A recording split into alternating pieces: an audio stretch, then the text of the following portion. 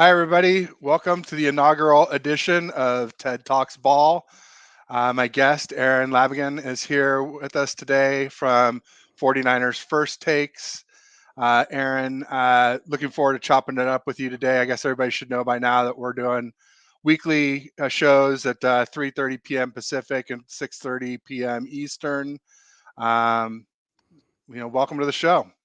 Welcome to the land of streaming, Ted. You know, Thanks a I lot, man. it's I'm a little nervous. I'm not gonna lie.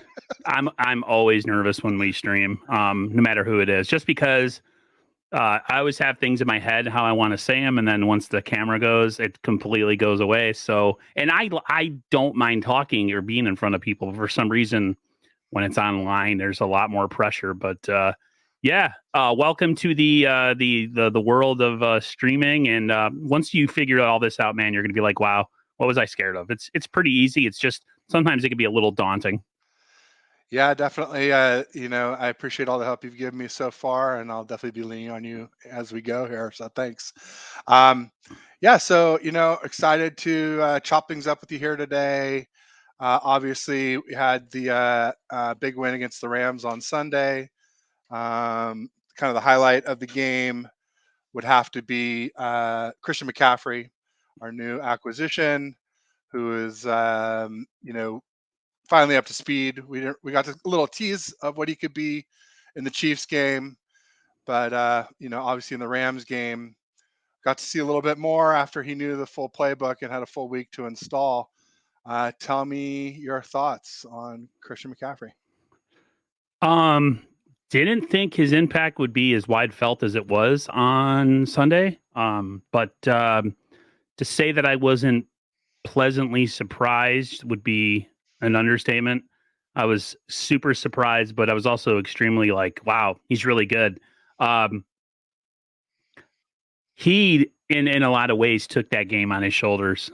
We came out flat once again in the first half, kind of playing that same old kind of brand of trying to give the game away and just not getting the ball in the end zone, missed opportunities, you name it. That's what was going on, and he seemed to kickstart things. And um, he's like I don't know, man. Like we haven't had a player like this. I don't know if we've ever had a player like. I mean, we had Roger Craig in the '80s who could catch the ball and run the ball, but this guy really unlocks things, and the fact that we have other playmakers too that are on the field at the same time. This is quite an intriguing and an exciting possibility of things to come. Uh, I watch games with the volume down low, and I'm very, very quiet when I watch games. I'm usually alone. But he had me on my feet, clapping, yelping, you know, saying, I was happy, and it was nice. He's definitely an exciting, interesting piece. To him, it's really you just got to stay healthy because I think with the sky's the limit with this offense now that he's here, and he made Jimmy Garoppolo look like $1 million, which is something that not a lot of us thought we could ever say. But Jimmy looked like a different player with him on the field. So yeah, I was super excited. Yeah, me too. Echo a lot of your thoughts there. I mean, I expected a big game out of him, but who expects a hat trick of, throwing TD, a beautiful catch in the end zone, and then a running TD. Something that hasn't been done for 17 years. I think since not Marshall Falk, Ladainian Tomlinson, I guess, was the last one to do it, and I think it's like maybe four people since around 1990 have done it. So it's a very select crowd, and yeah, like you said, it really gave Jimmy an outlet. And I think he's had outlets before. I just don't think he trusted him the way he trusts CMC, Christian McCaffrey. And it really made all the difference. It was I said after the game, I tweeted out maybe one of Jimmy's top 5 games ever. Um, so to say that, and the icing on top with Christian is that the Rams really wanted him, and they made a great offer for him, almost as good as our offer. I think it was just like our offer, but instead of the 4th round that we gave them, they offered Akers instead of the 4th round pick. And he's clearly not worth a fourth, but it's a comparable offer, you could say. And some people were saying that Christian chose us over them, and the Panthers honored his wishes. They also took the stronger offer, but interesting stuff. And as I watched the game, and we were sitting there, it was just sort of like, my God, if the Rams had gotten Christian, uh, there's almost no way we could have won that game that I could see. I mean, I think it would have been pretty much a slaughter. Certainly, I don't think we would have won. Do you think? What do you think? No, he was the difference maker. I think the 49ers, if they would have allowed the LA Rams to get that type of player, I think the 49ers would have got the doors blown off of him in this game, to be honest with you. He's that important to this 49er offense. I think he breathes a lot of life into other players because the amount of attention that he gets. I mean, he literally is a safety valve every play. Jimmy is a short passing game kind of guy, and this really feeds right into Jimmy Garoppolo's wheelhouse. So I'm totally okay with with that. I think Jimmy Garoppolo, he's going to make Jimmy Garoppolo, if he doesn't, turn into his old self, look a lot better than he's been in a long time, just because he's got like such an easy out on pretty much any play call. All he's got to do is look for him if he's open, and there you go. And he fits right into this offense too. He's make a couple of people miss and get yak. We're a yak type of offense, so to me, this is right down the 49ers alley. Man, I was excited when we first signed him, but all I can think about is the injuries. I hope Kyle Shanahan, and I know he probably won't, because Kyle likes to take everything that he has that's of any use and abuse it until it doesn't work anymore. I hope he finds a way to be judicious, if that's the word, or just be, still get him his 15 to 20 touches a game, but also, mix in Elijah Mitchell, mix in some Debo, keep the offense clicking with different guys so that we're not so all dependent on him. And if something happens to him, we don't turn into a shell of ourselves. Like, still keep other guys involved, but at the same time, have him as your, cheat code to unlock things. Yeah, no doubt about it. Really excited to see, when Debo comes back, hopefully soon, what the offense looks like with, Christian, Debo, Kittle, Juice, Ayuk, and others, still Ray and Jennings too. It's really an embarrassment of riches. I would even go as far as to say that we might have the best weapons in the league. What do you think about that? Just a combination of guys right now. They might not be the top in their position, say, Right. but as a whole, as a unit, yeah, I think the Niners offensively, Kittle, Debo, Ayuk, Christian McCaffrey, and even if you want to say Kyle Juszczyk when he's healthy. Yeah, I think the Niners are the best offensively as far as skilled position team in the NFL. And when they're healthy on defense, you might be able to say that they got 3 levels of elite players. One player at least in every level that's elite. So yeah, I'm tickled pink. I just hopefully it keeps this. It was a great way to go into the bye week. That's all I'll say. And this kind of, I was in a pretty negative headspace with the 49ers. So this kind of put me back in a positive mindset. So hopefully they can keep on that. Yeah, I think if we can get healthy, I've been saying that I don't think there's any team that we can't beat. I think the Chiefs and Bills are obviously very difficult because of their quarterbacks, but if we have our defense playing sort of top 3 and not third, the best weapons, the big wild card is, to me, cards are health and Jimmy G. As we gotta skip forward and talk about outlook. It seems like we're kind of segueing into it anyway. I think as we look down the schedule, there's only 2 teams that really scare me. One, the Dolphins, Mm-hmm. and 2, shocker of all shockers, the effing Seattle Seahawks. Yes. Which, who would have thought that at the beginning of the season, right? This was supposed to be their rebuild year.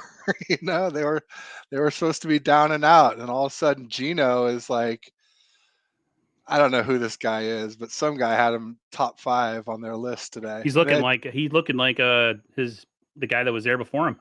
yeah, like Russ. Mm-hmm. Yeah. So Mr. Unlimited has been pretty limited this year. Pretty limited. Yeah. So yeah, I mean, so like those are the only two teams that really scare me. I'm not saying we can't lose to other teams. It's just if we're healthy and playing at least decent, I don't see us struggling with a lot of these teams. Um, and before I get into that, I guess I just wanted to just say I was so happy yesterday when the trade deadline came and went, and the Rams said F spending them picks. Right. All of a sudden they're trying to be like us. Yeah, they We're are. gonna worry about the draft. Okay. Yeah, well, I don't think they had much choice. I think they tried to get Christian, and we beat them to the punch. Whether it's because we had the fourth and they didn't, or whether it's because Christian picked us, whatever way we got him. And then they tried to get Brian Burns. Apparently, they offered 2 firsts for Brian Burns from the Carolina Panthers. What years though? Like Yeah, I mean it's got to be. 2028? Well, no, that's what everybody jokes around. But they have a 2024, just like us. So it could have been 2024 and 2025 would be my guess, which is just 1 year delayed on each, which is well, yeah. So then the 2024 first is sort of like a 2023 second, and then a 2025 first is sort of like a 2023 third. So that doesn't even equal really one 2023 first. So I can see why they said no. It's not what it sounds like. And I bet they wanted the Panthers to eat a lot of his contract too. So, but yeah, so it really, I feel like it's, the Rams. I don't see how they can compete this season now. They're weak at left tackle. They're weak at defensive end. They're weak at running back, obviously, and then they're not what I would say solid at corner or wide receiver. And those are some pretty key positions. That's all in their own doing though. The way that roster structure. They got the ring last year and now they're kind of in that now they're gonna I'm not counting them out until they're officially eliminated. I'm not allowing my mind to do that because I feel like that's a big mistake for 49er fans to be like, yeah, the Rams are toast. Until they are officially eliminated from the playoffs, I'll be happy because they beat us last year when it mattered. So people need to remember that. Everybody's got to get their expectations kind of in line with what the Niners have been consistently this season. Let's calm down a little bit, have a little bit of perspective. Yes, the Niners have a chance to go on a huge run. And yes, the Rams are looking pretty shoddy right now. But anything can happen, an injury to a key player, quarterback, Christian McCaffrey, Debo, something like that. And then all of a sudden, it's a whole different story. So do I think that the Rams might have a year this year, but maybe they don't make the playoffs? I do. But I won't believe it until it actually transpires. Yeah, I'm thinking 8 and 9 or 9 and 8 is sort of where I got them, which is not too different than where they are now at 3 and 4. Yep. Cool. And then obviously with the trade deadline, the Niners made one more move, not an acquisition, but selling Jeff Wilson Jr. to the Dolphins for a 5th-round pick. Tell me a little bit about what your thoughts are on the Jeff Wilson Jr. trade. I kind of saw it coming. My brother's a Dolphins fan, and I always tell him, like, I'm telling you right now, bro. This is the conversation we have, and I call him bro. I'm not like in a skater or like a bro, but I'm just like, I'm telling you what, bro. Don't be surprised if you guys make a move. And he's like, no. And I said that years ago for another player that ended up being the 49ers acquisition. And I said it before they hired McDaniels as coach. I seem to just have this feeling with the Dolphins. So when it happened, I told my brother, I was like, you guys got Jeff Wilson Jr., gave us a 5th. And we were discussing, I said, Jared, my brother's name, I said, we don't have a pick till the 3rd round, but we have like 2/3 and 4/5 now. And I was like, that's where we make our money anyway. So to me, I said, it's a great move. He thinks it's good too. The running back that they moved on from, Chase Edmonds. My brother said you have he goes, my brother was saying, like, you have Mostert hit the hole and get 5 yards a shot, and Edmonds just seemed like he was lost in that particular scheme. So the fact that the Niners are adding somebody with kind of a different skill set, he's more of a pounder, more of a brute that can hit the hole and knows his stuff, and he knows that offense just like Raheem Mostert. I think it's a good trade for the Niners, and they get a mid-round pick, which they seem to slam every year. I mean, like every year for most. At least and one, right? At least one player in the 5th round every year becomes a starter or an integral piece of depth. And Just the look Dolphins at get Huff and themselves Lenoir from last year. right. And I think the Dolphins are built the right way. I mean, they got the run game, and then they got guys that could take the top off. My brother thinks that Gesicki might be an odd man out after this year because you know how we were talking with Jeff Wilson Jr. Well, one of the reasons, the 49ers are good in what they do, and it doesn't matter who the running back is, even if it's Jeff Wilson Jr., is they block downfield.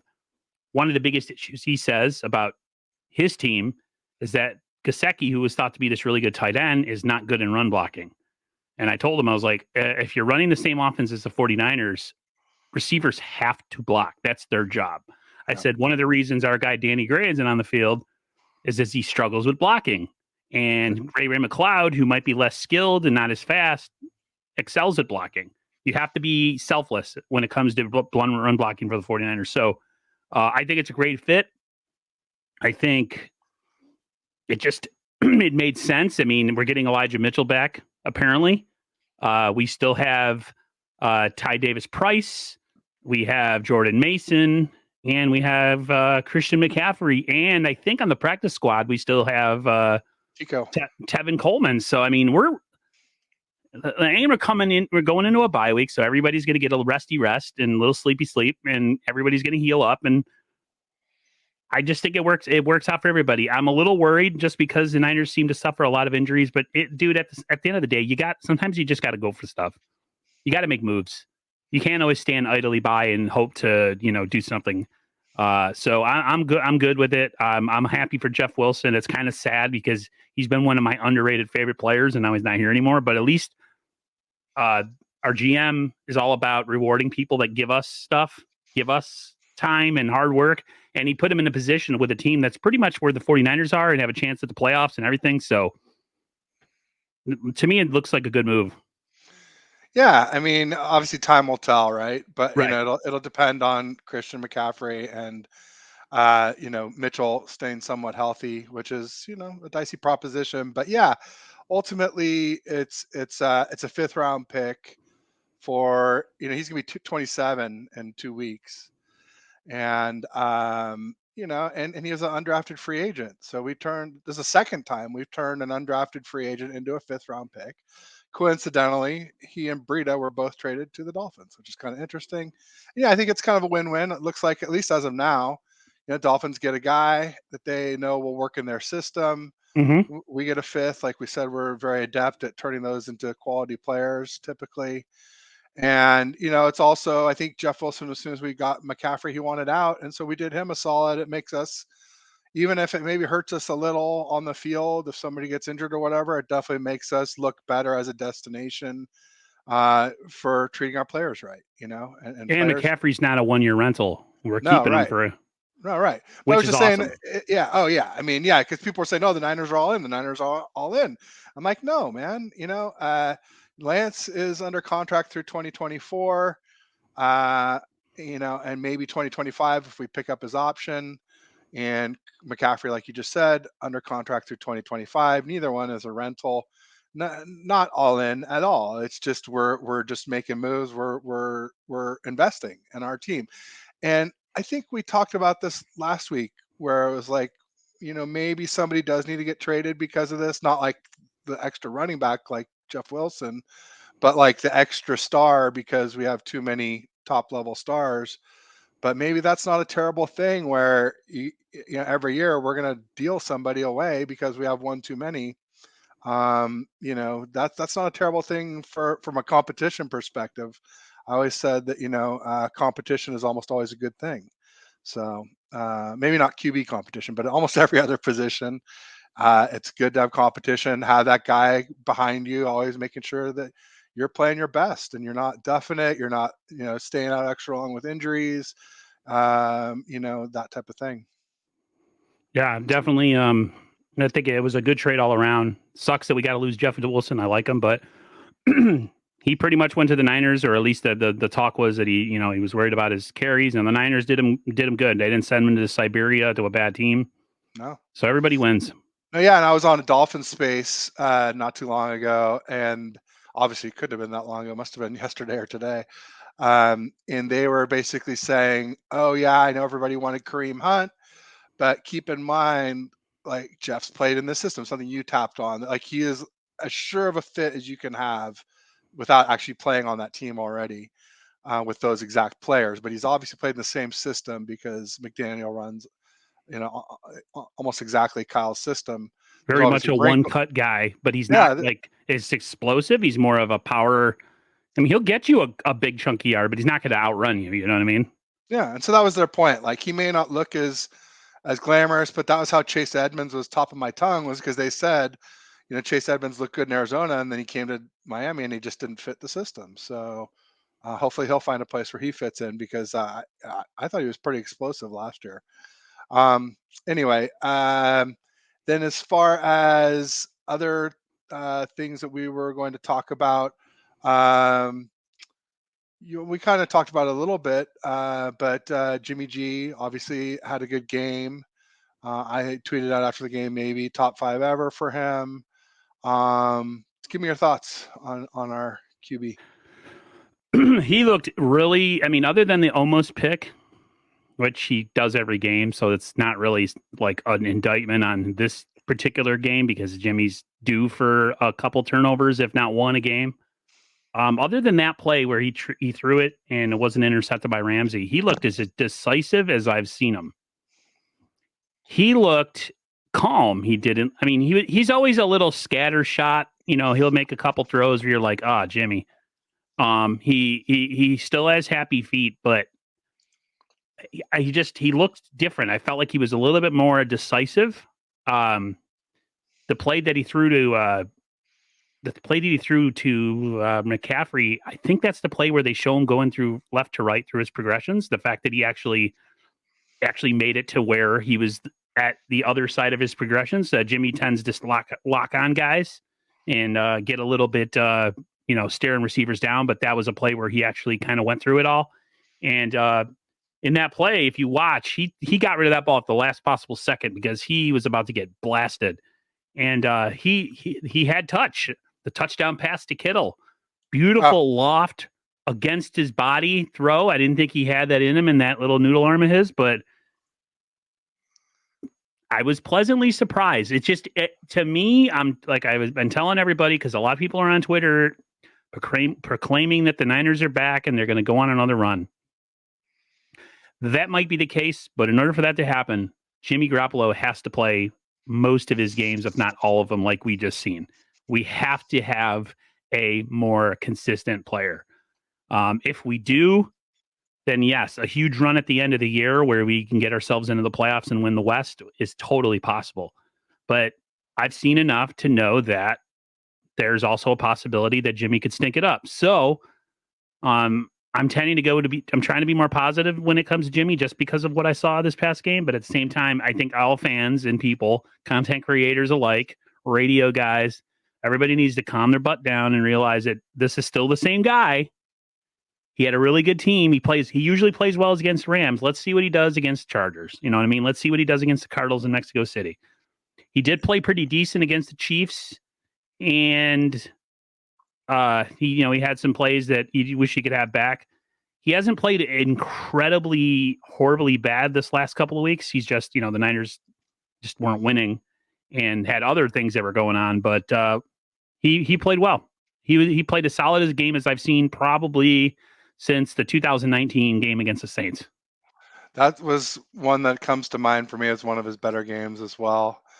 There's a few against the Cardinals, but their pass defense was so weak. It's hard to really count those as a top, game when the opponent was so weak. I thought it was, maybe top 5, maybe like we're saying, maybe top 3 even.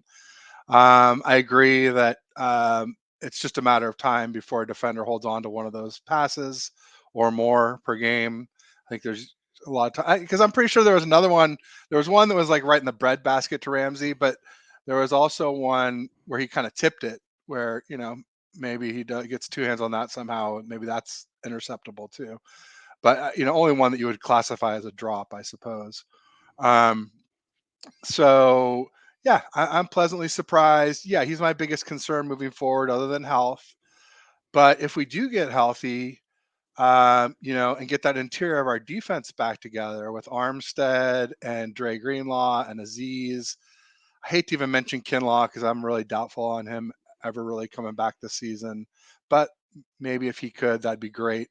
Seems like the other tackles are playing well enough that with Armstead, we'd be pretty solid in the middle with those three, Mm-hmm. Armstead, Aziz, and Dre. Then, maybe Verrett plays some. Again, hard to count on him, but, that would be a real nice thing, especially because I feel like one of the only weaknesses we have is from Emmanuel Mosley going down with the ACL. I just feel like we could have one of the better Ds and the better weapons, and just maybe we're not asking Jimmy to do so much. And yeah, he makes one mistake, but the D can counter it. Mm-hmm. I'm starting to get more optimistic for sure if we can get and stay healthy. But yeah, health and Jimmy G are my two concerns moving forward for sure. As far as, and then yeah, that throw to Kittle was the thing of beauty. Beautiful. Yeah, really love that. Even the one to McCaffrey was pretty good too, especially Yes. just because he was under pressure. And I love the way that McCaffrey was out there behind the line of scrimmage until Jimmy was under pressure.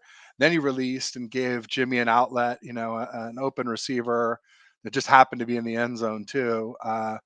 Beautiful. Yeah, no, that's exciting stuff. And now as far as, potential turnovers or, turnovers that did or didn't happen, um, obviously Ramsey dropped that pass from Jimmy, and then CMC, Christian McCaffrey had the fumble that bounced right to Ray, and then he had the one that was, that was later ruled an incomplete pass that looked like a fumble that I think we dove on anyway, so wouldn't have been a turnover, but it does kind of make me a little nervous about Christian. The fact that there were, ball handling issues. But give me your thoughts on that. Yeah, and it's not an issue that he's had in the past. So was it just a slippery ball that they were playing with, and he just had he took a pretty clean shot on that one where he let it go, and Ray recovered it. He took a hellacious shot to the ball. Yeah, and that was Ramsey who did it too. Yeah, and then the one where he caught it, and then they said he fumbled, and then they realized he didn't fumble. It just, that game, man. The saying, things just bounced our way. I mean, if you had to have a video definition of that, that's exactly what that game was. From the drop pick to the fumbles that didn't become fumbles. The Niners, I mean, I know you don't have it listed here, but Higbee with the drop, he would have had an open sideline, and he dropped the ball. The Niners just had, sometimes in order to get back on track, you need to play really well, but you also need a little bit of luck. And the Niners got both of those things. The Niners put themselves into position to be able to capitalize on those lucky things, because those things can still happen, but you still have to get the ball and still score points. So the Niners, it was just one of those games where everything clicked. It's one of those games where the Niners just, everything bounced their way, and they needed one of those games. The football gods needed to give us one of these. And I'm not saying God isn't with the football. I'm talking about the football gods. That's a whole other God. Not the actual real one, if you believe in it. But the football gods, they owed us one. So that was just one of those games, man, where we just, it all worked out, and I'm glad it did, and I'm super happy. And let's not try to play that way again, and hoping that kind of stuff happens. You make your own luck, so to speak, in sports. So games should never come down to one turnover being the difference, or referees' calls being the difference. You should be able to win a game outright, to where things like this happen, where it doesn't, completely destroy your chances of winning. So yeah, the Niners just had a game where things bounced their way. And I think in a way, I wish they were still playing this week, Ted, As I think momentum is a real thing in professional sports. People can say it's not, but I think it is. So my worry is that they might come out a little flat against the Chargers. But yeah, the Ramsey dropped pick and the CMC fumbles and all the stuff that didn't happen. It just had to happen that way. It had to happen that way. Yeah, no doubt about it. Yeah, and looking forward to, I'm of split mind on the, playing this week versus the bye. I mean, I do think the bye is coming at a good time Mm-hmm. from an injury perspective, in that, like, I think Debo will be back. I don't know about Armstead, but I'm hoping he'll be back. And even if Aziz isn't back for the Chargers, I think he would be back the following week, which I believe is the Cards in Mexico City. Yeah. Um, so and then Juszczyk maybe might be back for the Cards too. I don't think he would have been ready this weekend. Um, and maybe Verrett. Now that we're on grass, we got a 5-game stretch on grass here, which is why I didn't want to bring him back in LA. And then, oddly enough, we play in LA on turf and no injuries this week. I mean, Amazing. wow, how awesome is that? Like, who would have thought? The way this team always gets injured on turf. I guess that turf is, maybe a little better than some of the other places where we play, or it's Yeah, just luck. Who knows? Um, but I know the Rams haven't had much issues with injuries on it. Seems like the Chargers, however, have, um, because they've had a ton of injuries, and I think quite a few of them were at SoFi, or Levi's South, as I like to call it. totally Levi South. It ain't even a question anymore. These cats won the Super Bowl last year, and they still can't draw a crowd. That's sad. No, it is. That was why the NFL kind of almost handed it to them with the refs in that game. And yeah, I mean, I feel like they did everything they could to make sure the Rams won it, and it was a convoluted scheme, and it's fallen flat on its face. And now, yeah, now they made no trades when they desperately needed several. So Yeah, the year where they actually needed to do something and weren't completely loaded yeah, beforehand. yeah, This is a year where they're not as loaded. They're pretty thin at a lot of places. yeah. They're like top heavy. Like they got elite players at like, 3 or 4 positions, and that's pretty much it. That's what I've The been telling them Niners, for years. For years, I've been telling the Rams fans, and they're like, "Oh, no, no, we're fine. We're deep. We could draft in the 6th round, and blah blah blah blah blah." whatever. Yeah, and I'm just like, yeah, wait till you guys have some bad injury luck. It's bound. It's coming. It's it's bound to happen.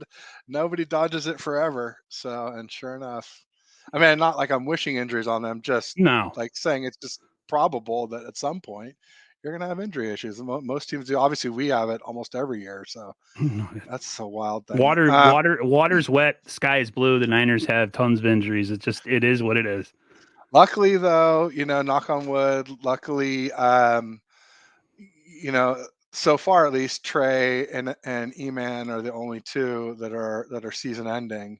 So and I'm kind of starting to lump Kinlaw in there, but um, we'll see. At least Kinlaw is just on short-term IR, and at least can come back as of now. So we'll see if he actually does.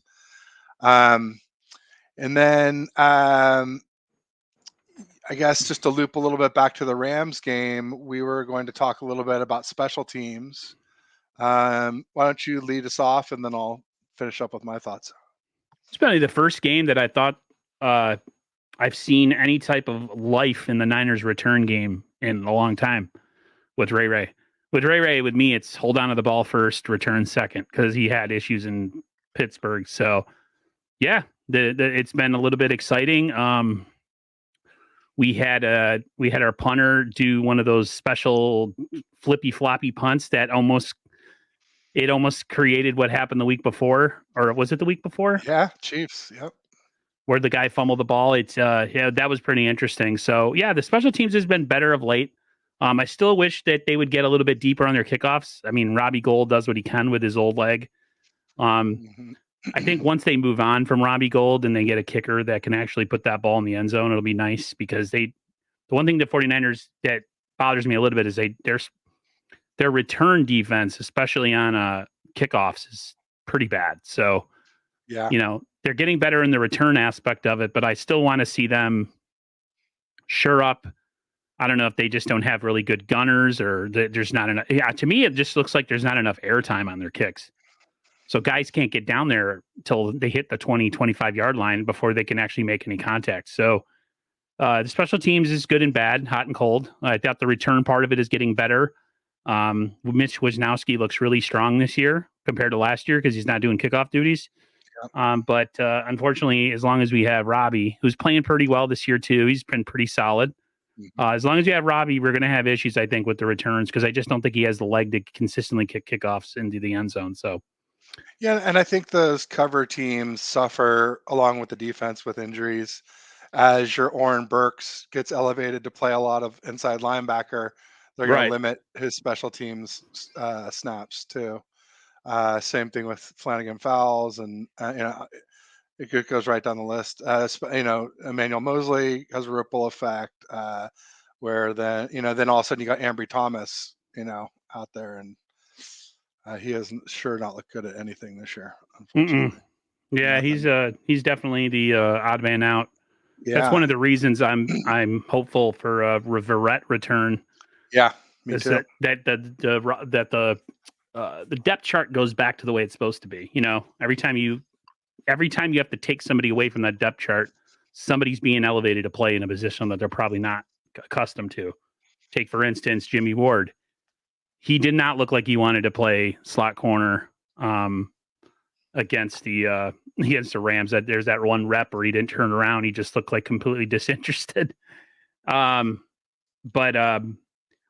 Yeah, special teams has gotten better, I guess. But if I can kick it back to what we're doing as far as down the road with the Rams and the 49ers, I think this is an important time of the season. I mean, the Niners are 3-0 in the division. To me, if I'm the 49ers, I focus on one game at a time, literally being the mantra, and making sure that you take care of a down Cardinals team this year. Yeah. To me, if the Niners can get, if they can split with, actually split. I mean, they haven't played the Cardinals, so Seattle and I mean, those to me are the two important games in this down the stretch because this division. You win the division, it automatically gives you a playoff berth. So, as much as that sucks, and we only have one team that has a bye, division equals playoff berth. So. That's to me, the Niners should be their biggest focus. As far as the Rams go down the stretch, the Rams they have the AFC West all coming to them in the back half of this season. So the Rams have a tough sledding ahead. Their offense doesn't seem to really have an answer other than Cooper Kupp and Tyler Higbee. Their run game is not what it once was. So, but to me, I think we did our work with the Rams. We're done. We don't have to play them anymore. So the Rams are to do what they're going to do with themselves going forward, whether they're going to, string together a bunch of wins and get themselves into the playoffs, which to me, they're the Super Bowl champs until until they're officially out. So I can't count them out. As much as I would say that I think they're toast, I just can't do it yet. But the Niners just have to worry about beating their divisional foes and, getting guys back and staying healthy down the stretch. And I think the Niners get a lot of home games down the stretch too. So the Niners have a lot of reasons to have a great run late.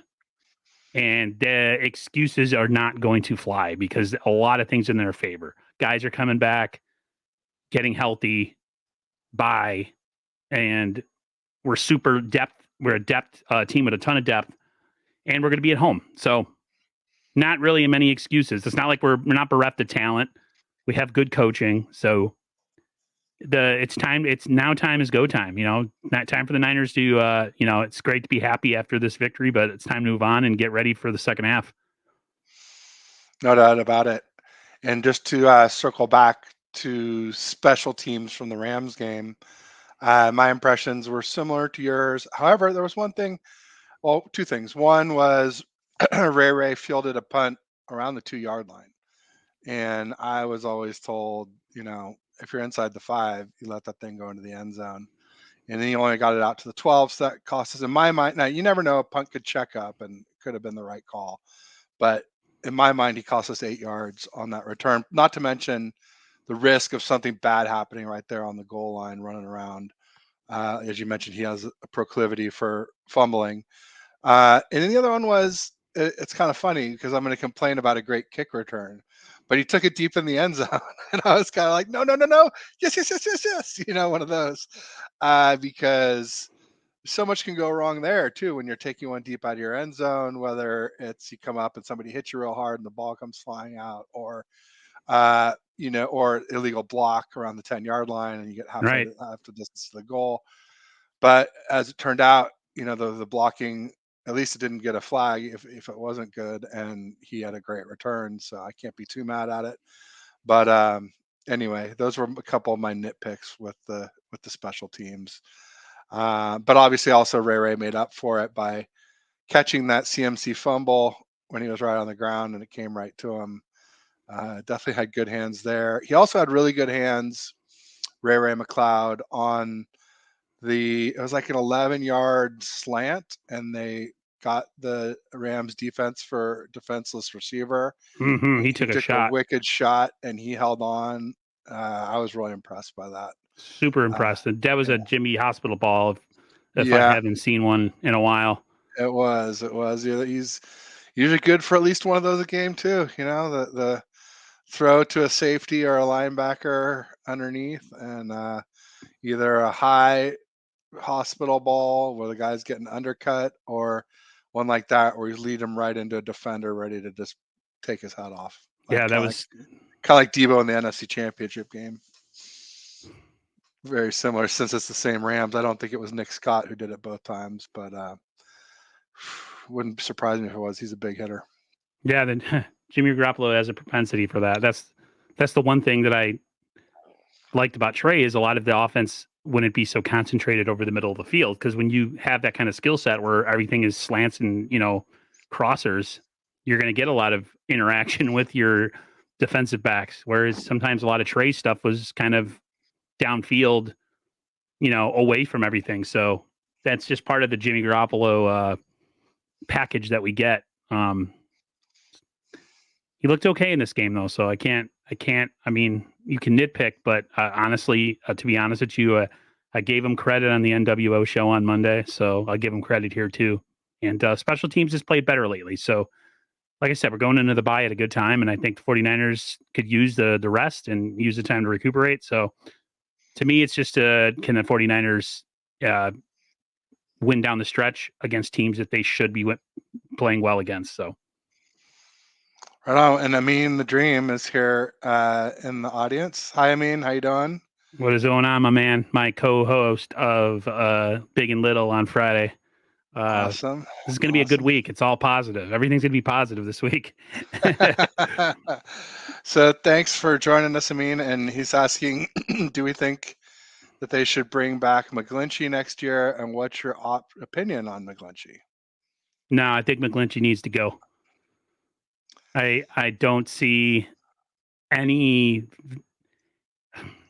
I've seen enough.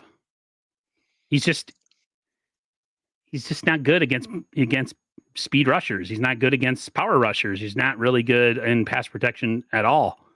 He's a good run blocker, but you need to be able to drop back and throw and not have your quarterback get destroyed every time. And he's had a rough season this year. And I know he's coming back from a quad injury and there's 8 million excuses, but I mean, we might have the answer within our own team, depending on how they want to use Spencer Burford or Brunskill or something. And maybe if they do something in, free agency, I don't know how much money they're going to have to spend in free agency, but, maybe moving on from him and bringing in somebody else that's maybe a little less known, but is solid in pass pro. But yeah, I think this is one of the things that I think the 49ers in the offseason, because the Niners are pretty good team and they're good at a lot of positions. They're pretty deep. The Niners don't have a ton of holes, but I think one of the places where they could really make some headway is shoring up that right tackle spot. Yeah, that would be nice for sure. I'll go a little bit different than you, Aaron. That's fine. I'll just say depends on the price. Um, if we could get him for 8 mil maybe or 7 mil, then I maybe it's worth it. I don't think 10 or I think he'll probably get more like 10 or 12 on the open market, and I don't think he's worth that. No. So I don't think he's worth or the 10 that we're paying him. I wouldn't want to repeat that, but he is a good run blocker, and um, he's not a terrible pass blocker all the time. It's just only like when it really counts. Right. Anytime we need a It's just play. awful to say, but I mean it's the truth.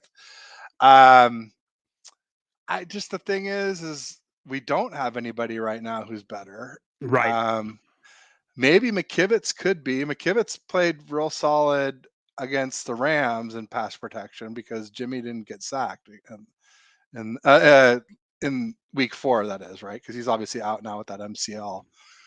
But in week 4, and that was the game he went out. That was the first game Trent Williams was out, and he played most of the game. McKivitz, and like I said, our O line didn't give up a sack, so he couldn't have been that bad. But I guess it's the Rams defensive ends where like Leonard Floyd just got his first flipping sack. It's Sunday against Jimmy, Yeah, right? and the And that was Chiefs weren't doing and that much in was the pass rush against department either. right, and that was again right until they played us. And guess who? That was against McGlinchey. And I think he got 2 sacks against McGlinchey or 2 pressures and a sack, something like that. It was a lot. Like I think he had most of the Rams pressures. I think he maybe had 4 pressures, and yeah, most of that against McGlinchey. So yeah, that's a tough one. I'm not as down on him as some people. I'm not saying he's got to go, but I would hope we could get him for cheaper. But ultimately, you're talking about protecting your quarterback, and hard to put a price on that. So I certainly wouldn't mind if we got rid of him. I'm not attached to him, Me neither. uh, but It has not, to be an actual upgrade if you're going to move on from him. If you're yeah, getting a comparable player or a player of equal value, then you might as well just keep him for the right price. This or has to be a or significant upgrade. a Comptonable player. A Comptonable player. But boom. Sorry, I had to go there You because had I to. was not a fan of him either, obviously. No. And I'd rather have McGlinchey than Compton, which isn't saying much, but Compton was like the ultimate extreme where he was an even better run blocker and an even worse pass blocker. So that was a wild dichotomy. But it just seems like Kyle is always going to err on the side of run blocking first, Yep. and he's gonna let that pass blocking slip if that's what he has to do to keep the costs under control. But it seems like right tackle would be, I guess outside zone. That's where you need him and Kittle sealing that edge.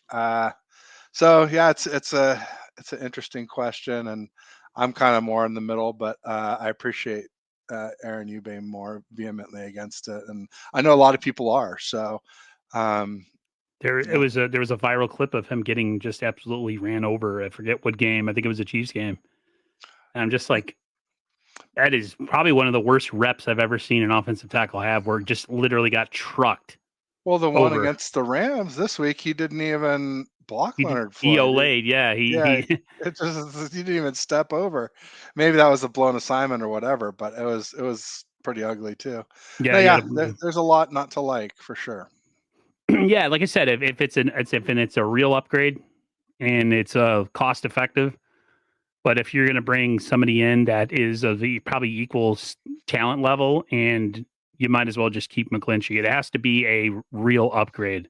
I don't want to see a guy here that you go watch film on him and he's pretty much the same, but he's cheaper. Like that doesn't that that wouldn't work. If you're going to bring somebody in and replace McGlinchey, it has to be a significant upgrade. Otherwise, unfortunately, if McGlinchey agrees to it, and he maybe agrees that he needs to play better in order to get paid and make it an incentive based thing, then yeah, you bring him back, but only if it's a real deal upgrade.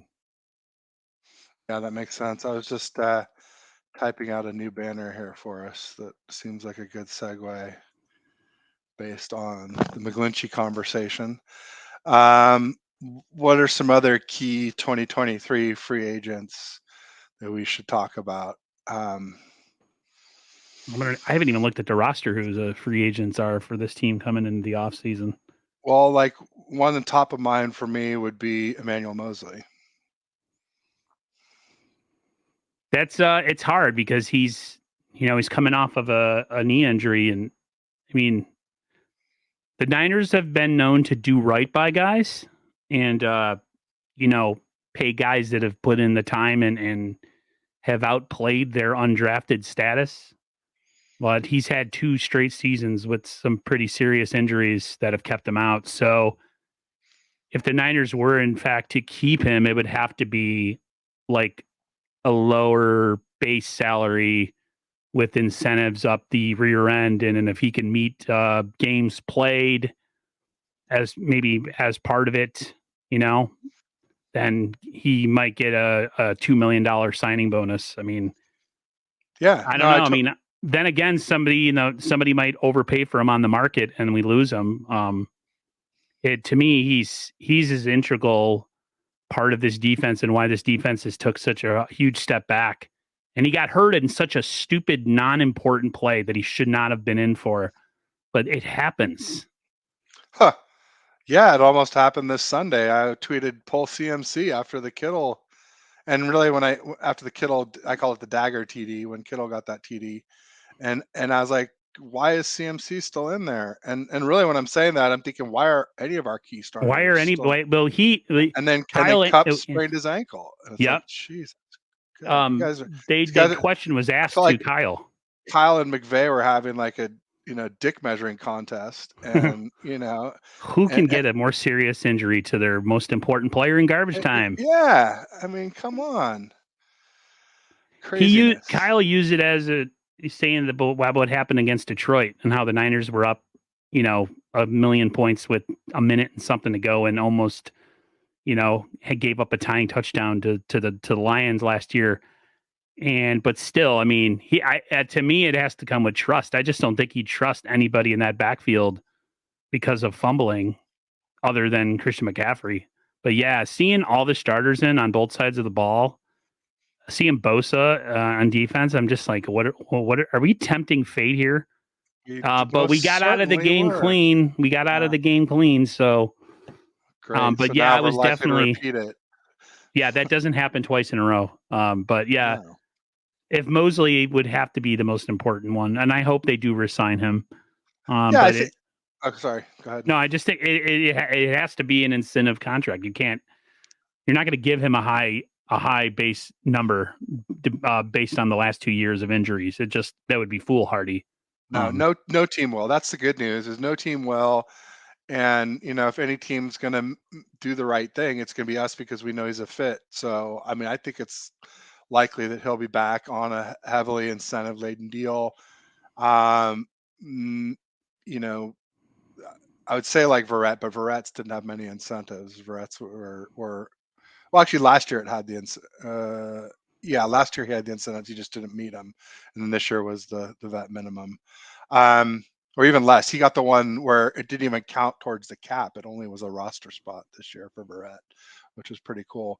But yeah, the only thing is you can only have so many of those guys on your roster, right? You can't have a whole secondary full of injury-prone guys, coming off major injuries.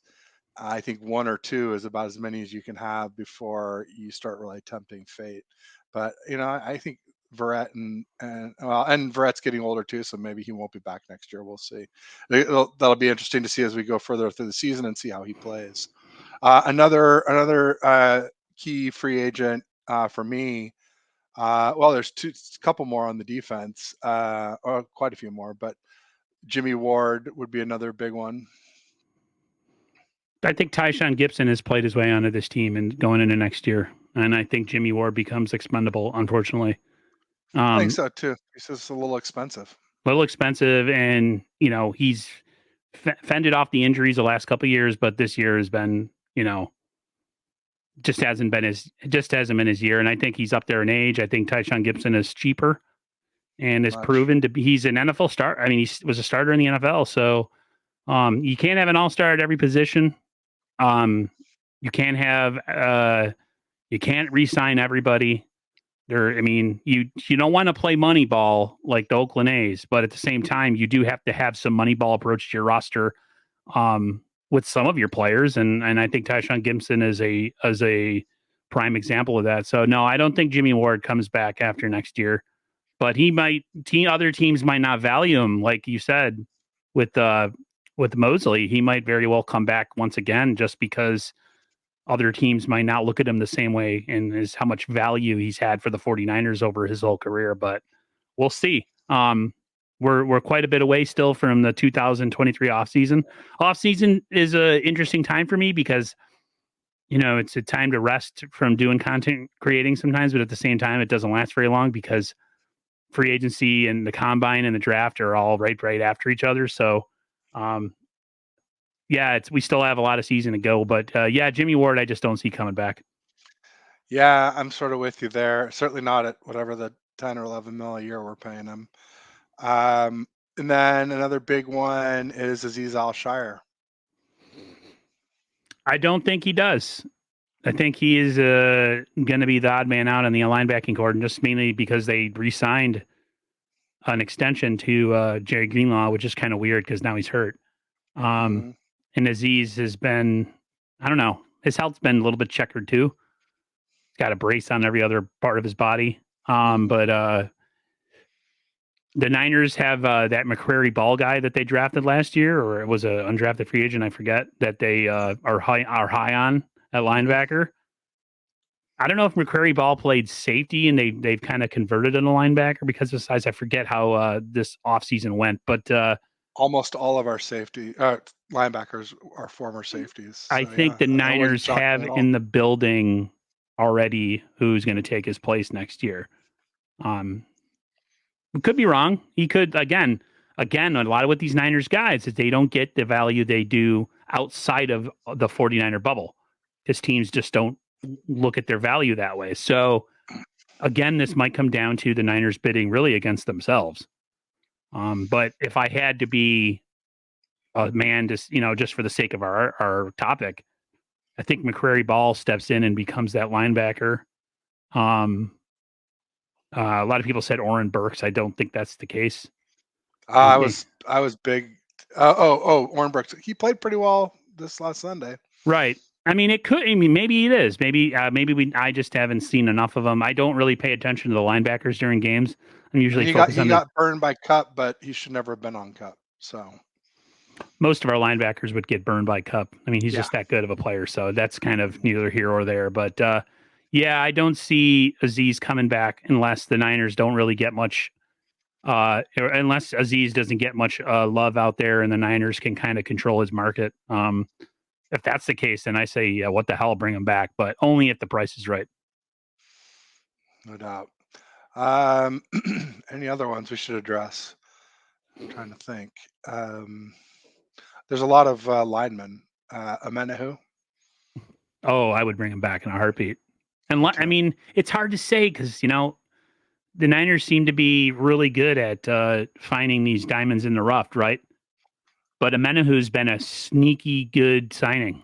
And I don't think I say this and then watch them let him walk. Because we have, Stams and Ebukam on the team still. We have Drake Jackson. So it might be a numbers thing. But we don't have Ebukam. He's the next one on the list. Is he the next one on the list? He is. I mean, we don't have him in 2023 yet. So yeah, those are the two. That's tough.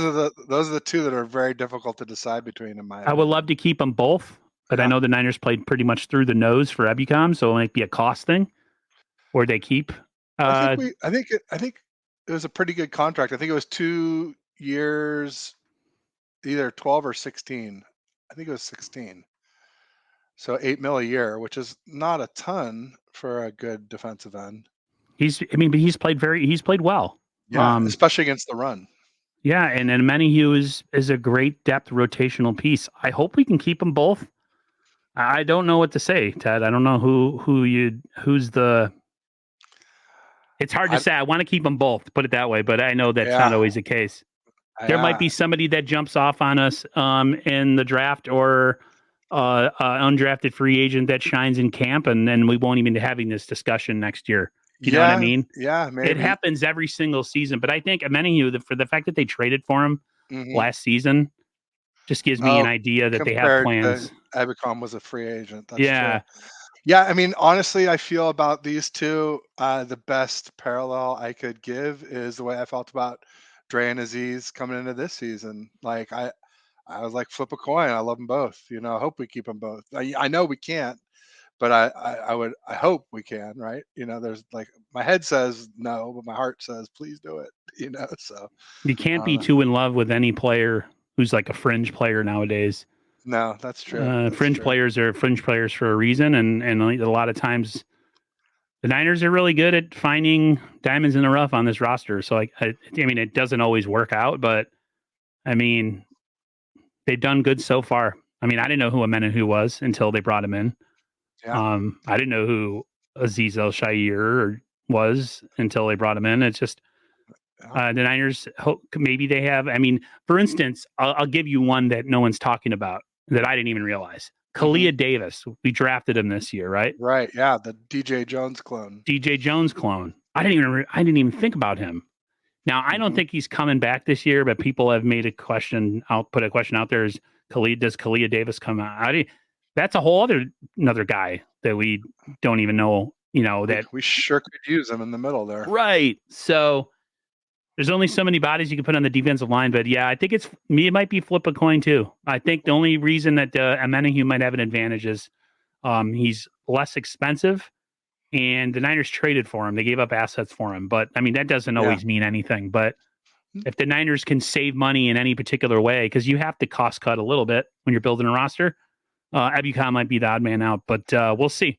All things equal, you know, feed that coaching ego, right? I mean, nobody ever wants to sell a guy for less than they paid for him. I mean, you know, whether it's Jimmy G or anybody else, or a Menahu or whatever. So yeah, I think it matters. I don't think it's going to matter if there's a vast difference, but if that's like I said, if it's a coin flip, that could nudge it the one way or the other.